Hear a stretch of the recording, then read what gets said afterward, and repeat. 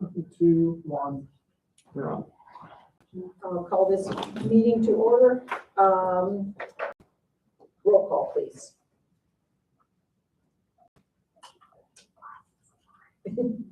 Dr. Buckley. Here. Mr. Hammond. Here. Mrs. Psalm. Here. Mr. Sharp. Here.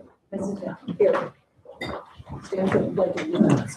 I pledge allegiance to the flag of the United States of America and to the republic for which it stands, one nation, under God, indivisible, with liberty and justice for all. I have a motion to the approval of the agenda as presented. Robin moves and Kyle seconds. Roll call. Mrs. Psalm. Yes. Mr. Sharp. Yes. Dr. Buckley. Yes. Mr. Hammond. Yes. Mrs. Jones. Yes. Communications. First item is to recognize retirees. Turn the floor over to Dr. Edwards. Unfortunately, we don't have many with us here tonight, but we do want to take a minute and talk about the staff members who have given years of service to the district and just take a moment to honor them. Carolyn Brown is a member of our food service team of the primary, and we'll miss having her.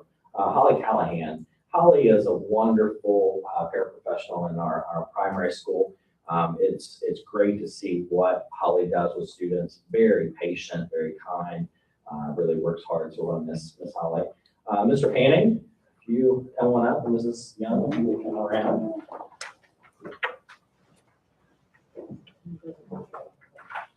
And there we go. Thank you. Mr. Hanning, congratulations. Got it.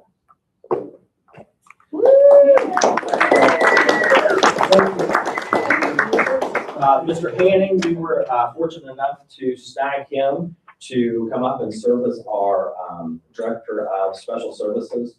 And just want to say, Dave has brought a wealth of knowledge to the district.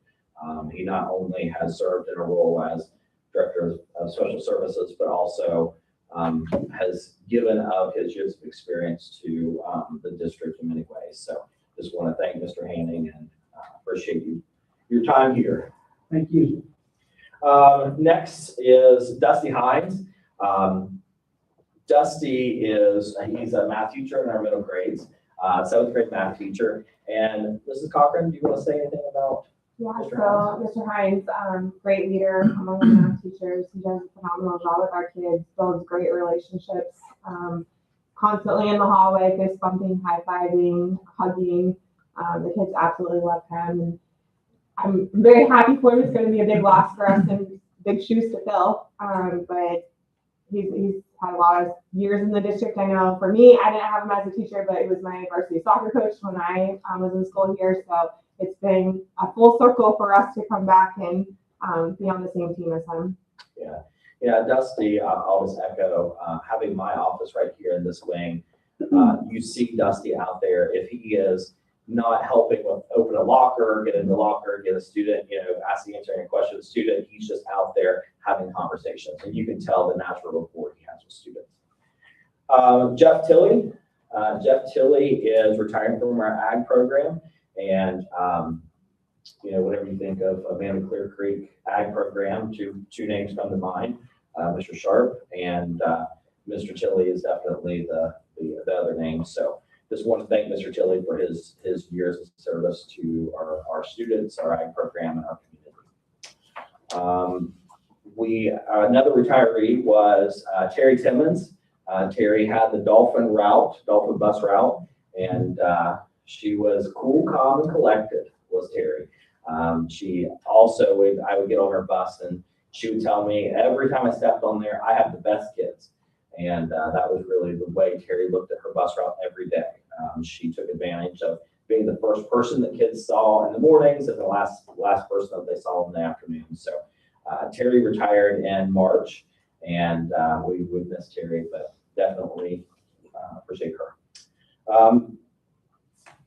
Last, we have Susie Trevette. Susie Trevette has served as a library aide and Principal Fraley. You want to talk a little bit about Susie? Yeah, Susie has just done a wonderful job the past 5 years that I've been working with her, from just getting kids excited about the library, creating an environment where kids want to come in and read and find a good book and find a good spot to kind of snuggle down and read. Also, she's done friendship groups for us just to help kids working on some of those relationship skills and how we treat each other. What do we do when we lose a game? We don't flip the board, how to deal with stuff like that. But she has just been a treasure in general.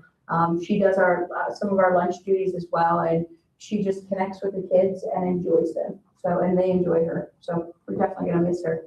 What I noticed is she takes responsibility. She takes ownership of her kids. Like she's invested in them, and whenever she would see them grow in those small groups that she would work with, she wanted to see them improve and get better. So, And she's definitely a what do you need? What do the kids need kind of person, which is nice.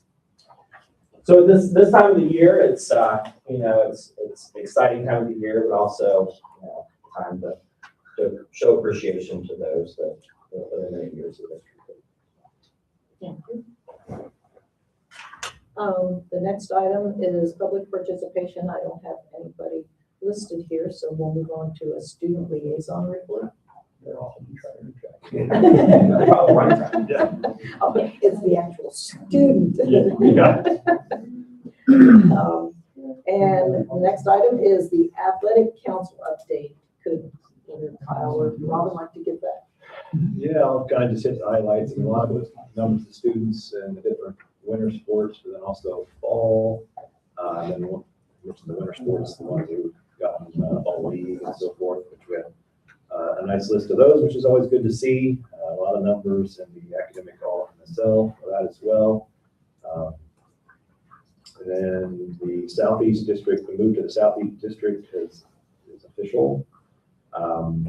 Completed with the OHSAA, so that is going to be a thing versus the Central District, which is what we've been in. Our athletic director, Tony Williams, ran unopposed for re-election to the Southeast District Athletic Board. So obviously we got that, so we'll be on that board for another 6 years.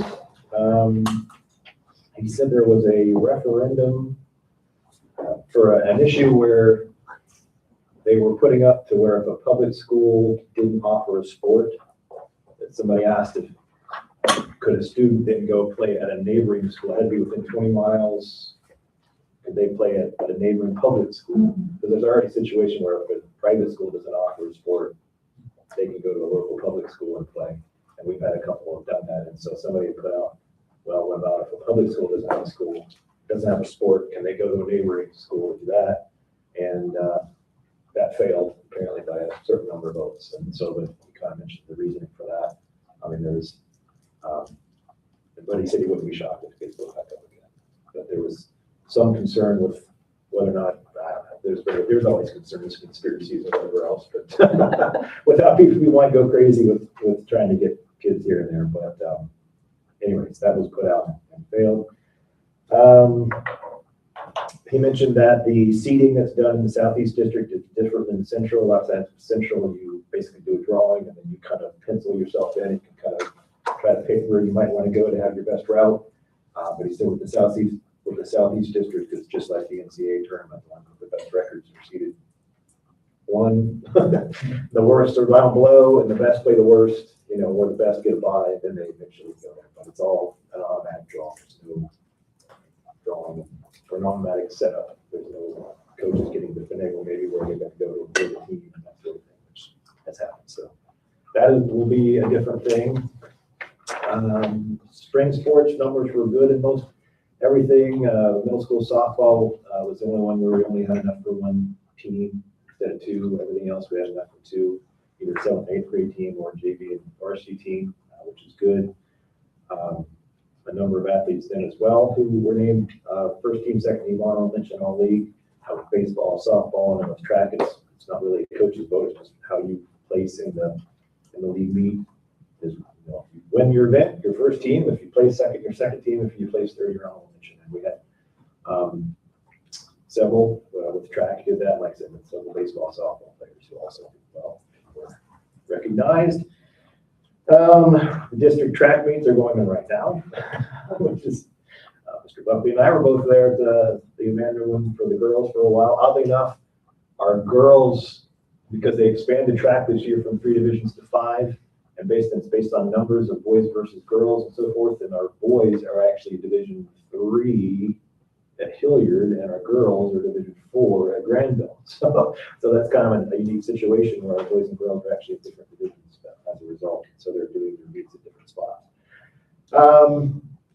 Softball season was wrapped up with their last game there at Johnstown, their tournament game, that they unfortunately lost. Baseball has a home game coming up on the 23rd against Harvest Prep, and so we'll see how that goes. Hopefully it goes well and they can do some damage in the tournament. The last couple items, the Mid-State League, there was discussion of some expansion issues and not. Logan has officially been voted into the Mid-State League in the Buckeye Division, so beginning in August of 27. But he said in a lot of ways we and some other schools are already scheduling them just to kind of, because we're going to be in the same league anyways, I guess, in here. Athens apparently petitioned to join the Mid-State League. That's, I guess, in the early stages, so there hasn't been a vote or anything on it yet, but they have petitioned to join the league.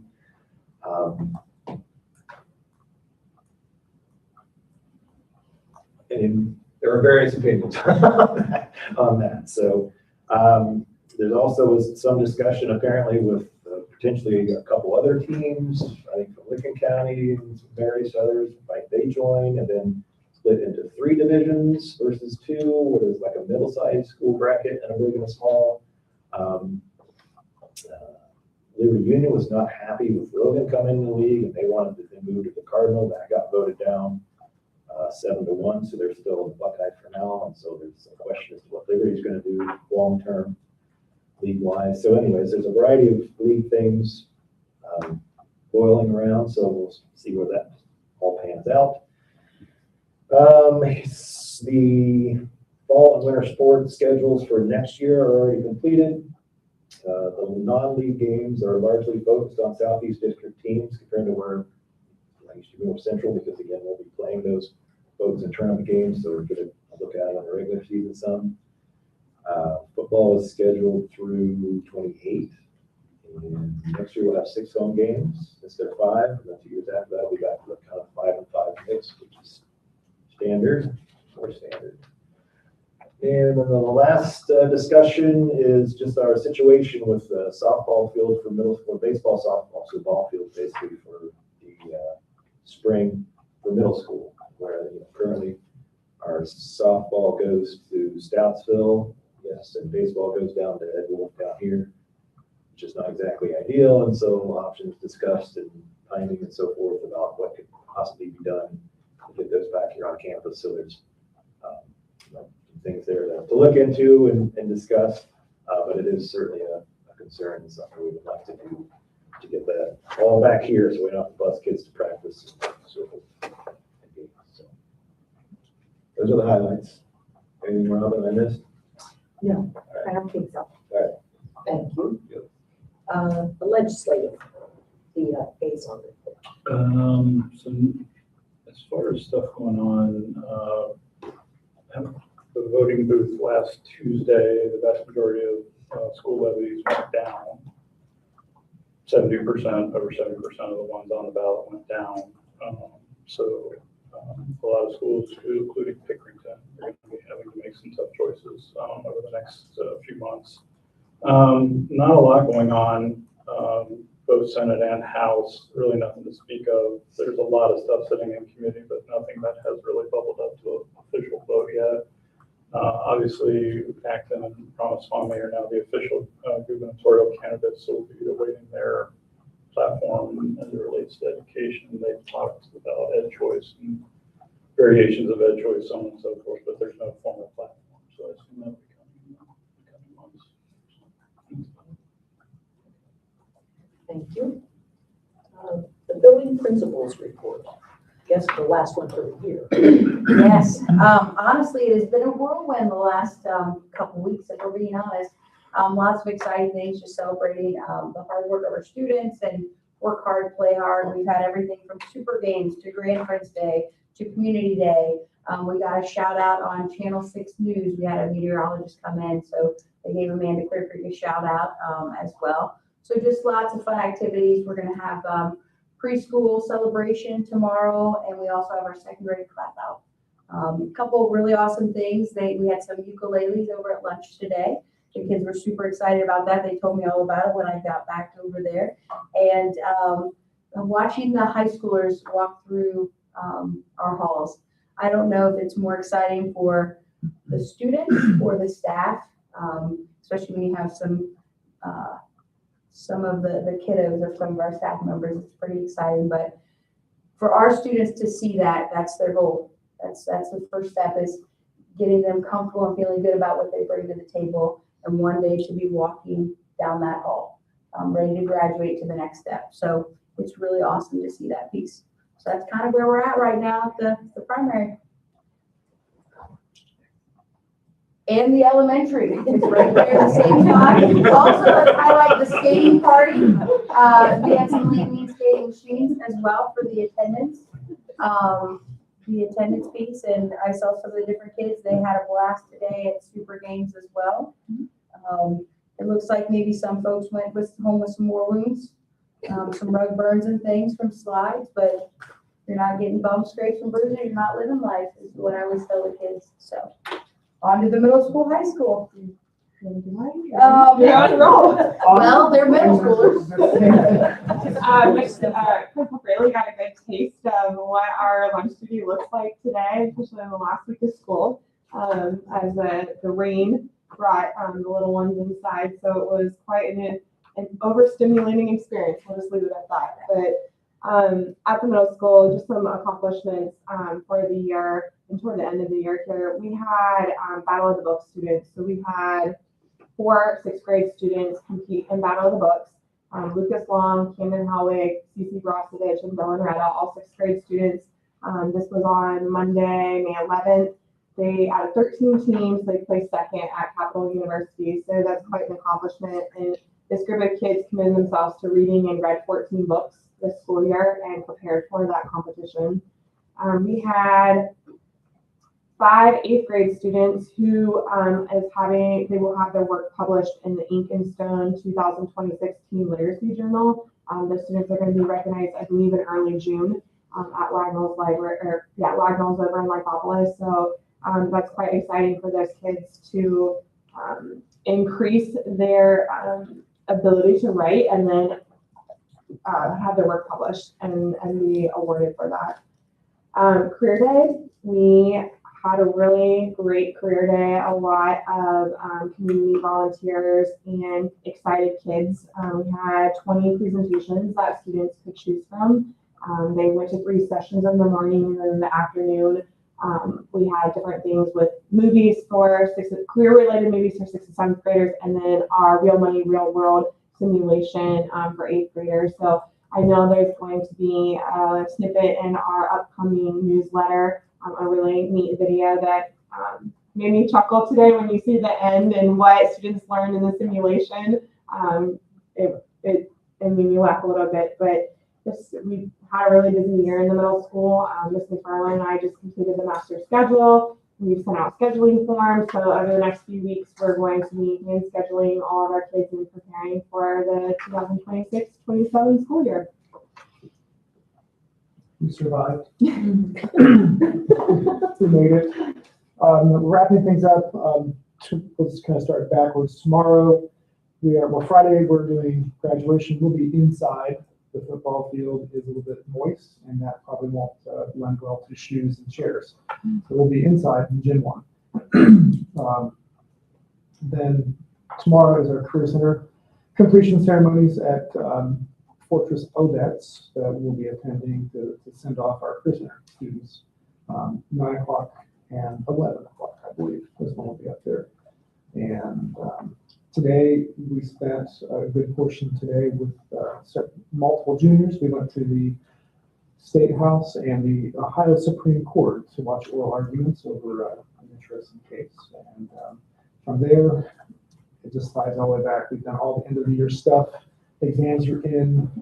We did our honors night last week, wrapping that up with, I'm trying to remember the number now off the top of my head. That was like over $150,000 in scholarships were given away. And I think the community should be very proud of the alumni scholarship program that is here in this district, because pretty much any student who applies and meets the criteria walks away with a good chunk of money for their next steps in life. So this is something that's not typical in the places I've been, where you gather people around the table and they look at the kids, they know the kids, they talk about them, and they pick the kid the best fit for the scholarship. And it goes around the table, and that's it.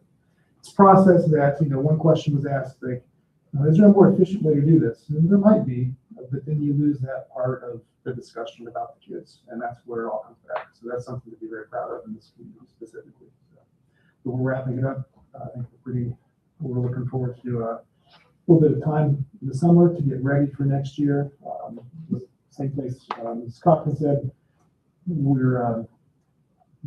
have all our student scheduling requests in, and we'll be doing that over the course of the next week or week and a half to get those done. So, and we'll have those ready for our back to school bash in that first week of August. So, I'm gonna do it all over again. I know I was sitting at a softball game earlier this week with the little girl, and she was trying to get scheduled because when that window opens 7 o'clock. And last night, when I sent out the 6th grade form, it sat in the queue, and I was just sitting there like, oh my gosh, I was panicking. And I know it's probably 6th grade or 5th grade parents were panicking, but yes, I was just waiting for it to process. It was a little slow. It was interesting. On to the superintendent report. So along those same lines, the one thing that I would like to commend is our support staff. First, we have fantastic administrative assistants in this district. Whenever you have students going in and out, parents in and out, trying to manage all of that and still keep procedures in place, our frontline administrative assistants are fantastic. They do a great job. I was able to walk around. I would like to see for paraprofessionals how many steps they got in today during the indoor field day, because they were moving and shaking today. That's for sure. So again, shout out to them, our custodial staff, on the ready to clean up. And I saw the last thing is I saw emails go through regarding our nutrition team and Kim Deerfield and her team being very flexible, being okay, this is how we're going to get hot dogs out, and just different plans made, and being extremely flexible to meet what is best for our kids. So just our support staff, they really pull things together and make sure everything keeps running. So just a shout out to them. We'll move on to consent agenda number 1. To accept the minutes from the previous meeting and to accept donations for Muddy Boots field trip and for the science and math enrichment program. That one came from Margulies, Gustler, and Hall. Was that the Hostler funds? Okay. And Kimberly Cooper provided the Muddy Boots field trip donations. So do I have a motion to accept the consent agenda? Dr. Buckley moves. And Mr. Herron seconds. Any discussion? Roll call. Dr. Buckley? Yes. Mr. Hand? Yes. Mrs. Psalm? Yes. Mr. Sharp? Yes. Mrs. Jones? Yes. Number 4 is treasurer recommendations. We have the financial status reports. I believe it starts on page 14 actually. April general fund revenues are about $2.9 million. Sorry. We have the state foundation. We did receive a real estate settlement, which I'll go over that a little bit. An income tax deposit, and then we did get, we finished an audit for Medicaid, which means we got some money from fiscal year 24, which is how that works after they do the audit. And then close investment earnings. Our revenue's up approximately 243,000 from last April. And that's almost the exact amount that the income tax increase from this deposit. Our income earnings, interest earnings were $70,332. Our expenditures were about 2.45 million. Checks written for April were 2.8 million. Again, checks, when we give you a checks register, it's from all funds and not just the general fund. Our expenses were almost exactly the same as last year at this time. I wanted to point out that under the real estate, I believe on your 5-year board report, it is a negative number, and that's due to it being a settlement. So as we receive advances and then we get the settlement, it's the final sheet that tells me where all the money's supposed to go on that in those accounts. And usually that's a negative number. If we get negative tax dollars, it's because it was already put in another or put in there that you can take out and put in the public utility personal property fund. So it's not a negative amount really. So overall, our revenue exceeded our expenses by 445,000. Salaries and benefits are our largest expenditure, and then our current general fund balance is 13,832,000. Our encumbrances, as they do throughout the year, they're going down. As we get closer to fiscal year end, they are 1,026,000, and then our available cash balance is 12,885,000. The capital projects funds has 7.7 million in it with encumbrances of 350,000, and that leaves us an unencumbered balance in that fund of 7.4 million. Our carryover balance, as indicated, this will be the last month that we'll be netting positive for a while because we've received all of our taxes, both income and property. So our actual percentage for cash balance is 49%, which is right now well over the established amount for policy, but that will be coming down month over month. So next month you'll see that now coming down until we get the next deposits. So keep an eye on cash is always a good thing. Are there any questions? There wasn't a tremendously exciting month. Everything is pretty normal. Thanks for answering all the questions I had earlier. Oh, you're very welcome. We did have one CD mature at Kingston. Due to rates, I did move those funds into Red Tree because we can get several points higher on interest. The Federal Reserve, because our investments, our earnings will follow Fed rates. We do have a new Federal Reserve chair, and there's some uncertainty with that. Prior to that, Chair Powell did not think he was going to be moving any rates. They didn't think they were going to be moving. So I don't anticipate it moving. The experts are still saying that, but with the new chair, it's going to be different. So, but we'll stay for us. So our interest earnings are doing well, and that's important for us because that money is needed. So I have a question. Yes. And I know it's in here and I'm not finding it tonight. How much do we still owe from the building? And what's the final projected date of the payoff for that? On the costs, or it is not in there. It's Okay. in my It usually is. It's usually somewhere. So here, I can look it up real quick. I can get to it.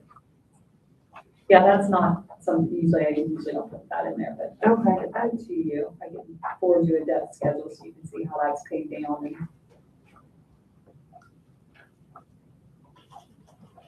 So those were both those issuances were 30 years. Our first payments were June of 24. And if you remember, one was December and one was January, so they'll finish at the same time, even though there were two. I do not have, on my debt schedule, I'd have to check with the bank and get the pay off of them out. I was thinking they were 30 or 20-year, they're 30-year ones. They're 30, Okay. yes. And the anticipation is at 7 years, because with any issuance, just the lease payment, anything else, they have a certain period that you're not allowed to really touch it without penalty. So for this, it's 7 years. So at 7 years, we hopefully will be in a financial position to pay. I believe we will be to pay some of that down and then restructure it. COPS, the way they're a little different in bonds in that each year when we make payments, we pay off those bonds, which are someone else's asset, if it makes sense. So each of them have a different interest rate. So then we look at the average. One of the issuances was like 4.5%, and one I think was closer to 5%. They both weren't terrible, but I think that in this climate we can do better. So when we get to that 7-year mark, we'll pay some down and then refinance them in a way to save money on interest. Thank you. You're welcome. And you mentioned that we pay them in June, so we would expect to see that payment when we meet for July. So the COPS, because they're a little different, there is a June payment date that we actually pay those at the beginning of May. Oh, okay. Because of the way the bank has to send them out as payments, they need 30 days to do that. The lease purchase that we did several years ago that's at 1.67, it's incredibly low. I'll pay that actually next week because it is due June 1st. And that amount, I believe, is only like 13,000. The June payment is an interest-only payment, and then we pay interest and principal in December, so we get paid twice a year. Okay. Thank you. You're welcome. Do I have a motion to approve the financial reports? Dr. Buckley moves, and Kyle seconds. I think we had the discussion, so let's roll call, please. Dr. Buckley? Yes. Mr. Sharp? Yes. Mr. Herron? Yes. Mrs. Psalm? Yes. Mrs. Young? Yes. The next item is to approve the SOIC insurance rates for 26-27. Do I have a motion? Dr. Buckley moves. Second. And Kyle seconds. Discussion, please. So this is our health, vision, and dental. Again, the rates, because of our consortium and the health of our members, has stayed pretty constant. We have 3 plans. We have still have a HSA, and then we have a we have a new PPO and an old PPO. We did split the percentage increase for the old and the new PPO, because we have a lot less people on the old PPO, which is a much more robust plan. The new plan is pretty solid. It's not a bad plan at all. But the old plan is much more expensive than the new plan. But other than that, they're a little higher than what we've had in the past, but our balances are diminishing. So it was strongly recommended we do a little bit bigger of an increase. We've usually been around 2 or 3% consistently year over year. I think Dr. Buckley can attest that even at 5%, that's pretty cheap. And probably this is all due. And this is an annual review? Yes, so we do, insurance goes from July 1st through June 30th, and we annual rates. Roll call, please. Dr. Buckley? Yes. Mr. Sharp? Yes. Mr. Herron? Yes. Mrs. Psalm? Yes. Mrs. Young? Yes. Number 5 is consent agenda number 2. It's for personnel.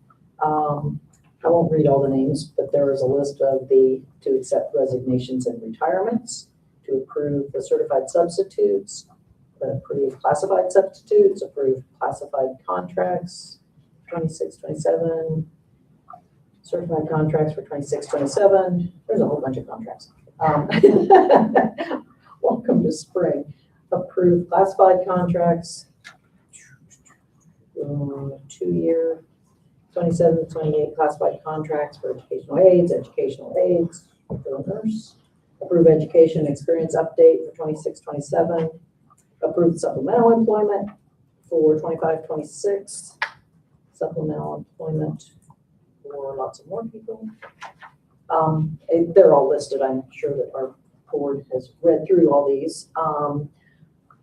Approve the supplemental, am I missing it? Approve summer school teachers, approve volunteers for 25, 26. For both classroom and athletics. Did I lose a page? Yes. Did I get them all? Yeah, that's the last. Okay. Do I have a motion? I can, Mr. Aaron moves. Do I have a second? And Robin seconds. Roll call, please. Mr. Aaron? yes. Mrs. Psalm? Yes. Dr. Buckley? Yes. Mr. Sharp? Yes. Mrs. Young? Yes. Number 6 is superintendent recommendations to approve the supplemental contracts for 26, 27. Do I have a motion? Oh, this is a separate one. Okay, this is for Mr. Scott Sharp. Yeah, we pulled that one out. Dr. Buckley moved. And Robin seconds. Roll call, please. Dr. Buckley? Yes. Mrs. Psalm? Yes. Mr. Aaron? Yes. Mr. Sharp? Abstain. And Mrs. Young? Yes. Number 7 is old business. The policy updates, this is a second read for, the first one is a procurement and administration of overdose reversal drugs. The second one is artificial intelligence, and the third is for early entrance or mandatory kindergarten. Do I have a motion? Robin moves. And Mr. Herring seconds. Discussion. Roll call, please. Mrs. Psalm? Yes. Mr. Aaron? Yes. Dr. Buckley? Yes. Mr. Sharp? Yes. Mrs. Young? Yes. Number 8 is to move into executive session. This will, let's see, to approve a motion to enter into executive session to review negotiations or bargaining sessions with public employees concerning their compensation or other terms and conditions of their employment. Do I have a motion? Dr. Buckley moves. A second? Second. Robin seconds. Roll call, please. Dr. Buckley? Yes. Mrs. Psalm? Yes. Mr. Aaron? Yes. Mr. Sharp? Yes. Mrs. Young? Yes. And we will move to Dr. Edwards' office and be back when we are finished. Continue the business. And yeah, and to continue with the rest of the business.